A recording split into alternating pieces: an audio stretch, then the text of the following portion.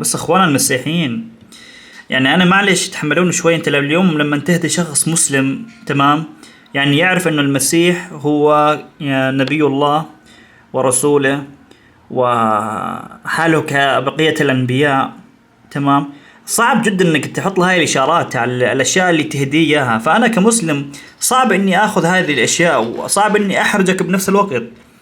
يعني تخيل ما انت معطيني شيء كاتب فيه كله هنا شوف الاشارات ذي يا اخوان. هنا كاتب فيه عن ايضا المسيح واليسوع وابن الله، استغفر الله العظيم، استغفر الله العظيم. فشوف هنا الاشارات، وغير ذلك ايضا حاط لي هنا على كاتب هنا اشياء مره غريبه، يعني العالم وغير ذلك، ومو مخلي مكان هنا بالطاوله ومو حاط عليه اشياء. طيب يا اخي صعب جدا. انا اليوم كمسلم لا تعمل معي هاي الاشياء، فصعب جدا اني آه صعب جدا اني اوصلك الفكره، وبنفس الوقت صعب جدا اني يعني اخلي افرنت مخك، يعني اقول انت شخص كيف تؤمن بهذه الاشياء. بالبدايه خلينا نسمع الفيديو مع بعض. بليلة عم بحضر تلفزيون، بحب أوقات حط صلاة. عادة عادة. ليلتها ايوه. كنت قاعدة وحاطة التلفزيون وعم بسمع الأذان والسلام.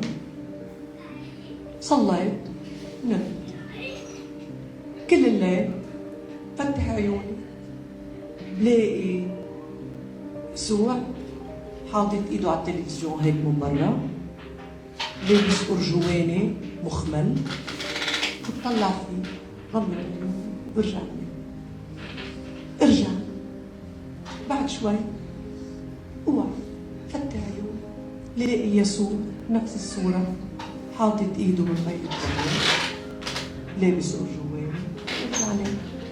حشيه 12 13 مرة. والله العظيم ما تنبلع. يعني كيف بقول لك، انت اليوم لما تكون شخص، تخيل انت اليوم معزوم عند الجماعه، تمام، تكون يعني المجلس مليان اشخاص ويطلع واحد من ربعك التافهين، تمام، بيقول يا اخوان اسمعوا احمد او محمد، اخوان محمد عنده بيت شعر، تمام، يريد يقوله لكم، وانت انت يا محمد ما انت بعارف كل شيء، تنحرج من قدام الناس وتخيل نفسك تطلع وتبدا تتكلم زي اللي سامعينه يا اخوان.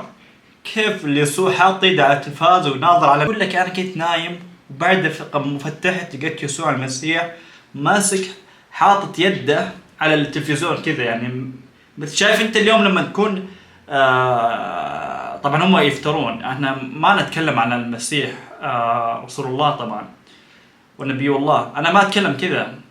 طبعا انا على كلامهم وهم على معتقداتهم كيف بيفكروا هذا الكلام. شوف انت لما تكون تمام، كنت عندك حاجة وعمل خلصته وظيفة، ولما تكون ترتاح او تكون ناطر احد عشان من اصدقائك يجي كذا، تحط يدك على، تكون على السيارة او على باب البيت عشان تريح شوي، فكيف فيه اتكلم هذا الكلام يا اخوان؟ وجالس على التلفزيون، التلفزيون ايش فيه؟ ايش يعني افلام، اصلا الافلام ايش كلها، كل الافلام يا اخوان تعرفونها هو شيء مخالف للشريعة. قلت شو هالتلفزيون هيدا، ما عندهم غير هيدي الصورة ليسوع المسيح حاطين لنا اياها كل الليل. لما طلع الضوء وعيد لقيت ما في تلفزيون. لا حول الله يا عرفت انه سيدي يسوع المسيح كان سهران علي. برافو، برافو عليك انك قدرتي تخرج نفسك من هذه الزحمه، لان والله بصراحه انا لو نفسك ومكانك كان ما عرفت اتكلم اي حاجه. بنفس الوقت ايضا ما قدرت الف هاي الكذبه الكبيره اللي ما تنبلع بصراحه، خاصه لما تكون انت بنص جمهور وداخلينك على شيء معتقداتهم وشيء اساس بحياتهم.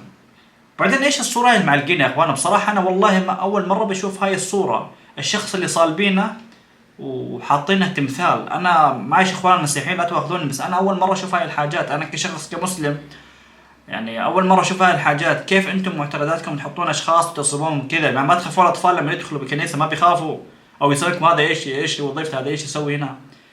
ولا حول ولا قوه الا بالله. ولكن نجوى شكرا، ابدعت بهذه الحلقه، تمام. ليش؟ تخيل معي صديق، انت لما تكون مثل هذا الموقف ايش راح تكون ردة فعلك؟ يعني من هل ممكن ناس، انا احب ناس نجوى كرم تمام، واحب جميع يعني حلقاتها، ولما استدعيها علشان تلقي خطاب يعني بمعتقداتي انا، فهنا لازم هي تبدع، لازم هي تبدع عشان الجمهور يحبها. فكيف هذا التأليف الغريب اللي صار معك؟ طبعا ما قلت غير تلفزيون، ما طلعت لك حجة ثانية او كلام ثاني. على العموم فكرة حلوة واختراع مرة حلو، خاصة قصة لما تكون محرج بهذه الأوقات. واللي فاهم الموضوع صح لاحظ الفرق الزمني لما تبدأ تتكلم.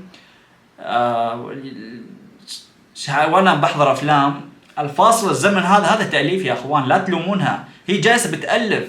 تمام. انا بصراحة والله تفاجأت لما هي بدأت تتكلم بهذا الموضوع.